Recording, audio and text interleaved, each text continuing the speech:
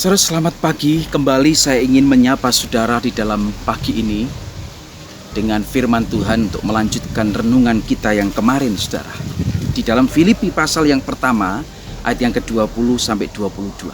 Hari ini saudara kita akan selesaikan bagian yang ke-21 dan 22. Saudara, dalam ayat yang ke-21 dikatakan, "Karena bagiku hidup adalah Kristus dan mati adalah keuntungan."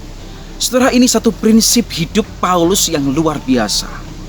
Setelah dia bertobat, bertemu dengan Yesus secara pribadi, dia punya prinsip hidup yang sangat-sangat luar biasa, yaitu bagi dia hidup adalah Kristus dan mati adalah keuntungan.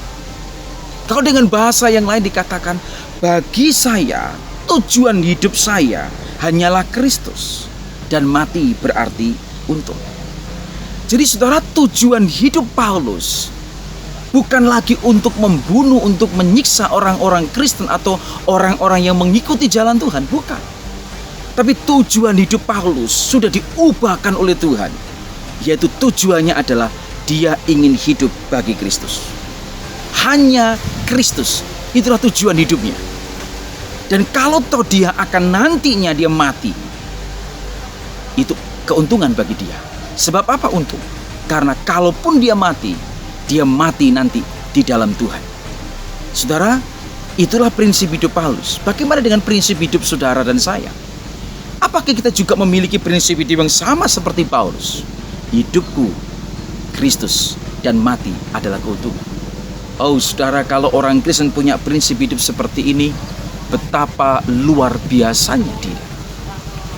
Hidup adalah Kristus dan mati adalah keuntungan. Yang ketiga, saudara, Rasul Paulus juga mengatakan, kalau dia masih diberi kesempatan untuk hidup di dalam dunia, itu artinya dia juga harus bekerja memberi buah. Ini dikatakan di dalam ayat yang ke-22.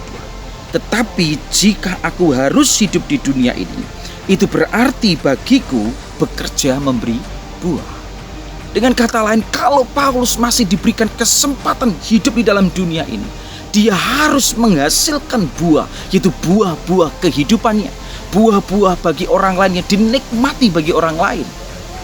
Saudara yang dikasihi oleh Tuhan, ini juga menjadi satu hal yang sangat luar biasa, teladan bagi kita sebagai orang-orang Kristen di zaman sekarang.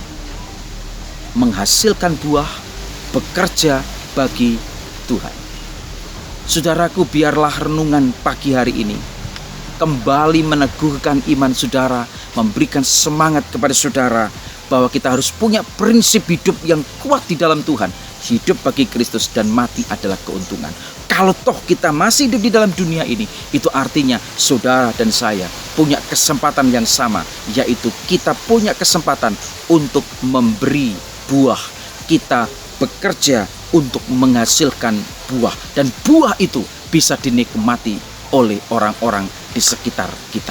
Jadilah hidup menjadi hidup yang menjadi berkat bagi orang lain. Tuhan Yesus memberkati.